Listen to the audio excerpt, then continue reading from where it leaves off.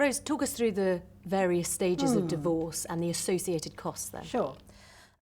Well, the first stage is the mechanics of getting unmarried, and as I said earlier, that typically will cost £1,000, £1,500.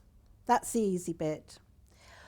You then, in many cases, because many people in the island do have some finances to unravel, you then need to start unravelling the finances. And the first stage is that you need to have what's called financial disclosure.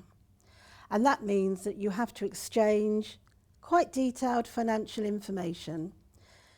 Now, that stage can either be easy or it can be more difficult. So, for example, if, let's say, husband says, actually, I can't find any of those credit card statements, or I can't get that information from my pension supplier, that will actually potentially add to the cost, certainly where lawyers are charging by the hourly rate.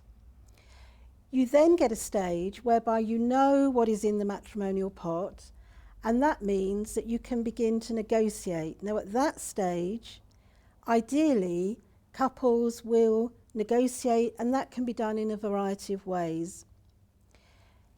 In a few cases, the negotiations either don't happen or they completely break down, and that's where you start to go on this, what can be a fairly painful journey through the actual court process.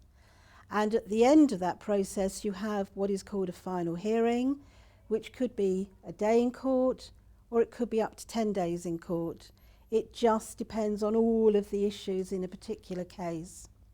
We, through all our experience of dealing with this over a number of years, we've taken market research from cases that we've done, we've looked at market research elsewhere, and we are pretty certain that the bands that we now, within the transparent fee process, look at for each stage will cover all the necessary and essential work that needs to be done.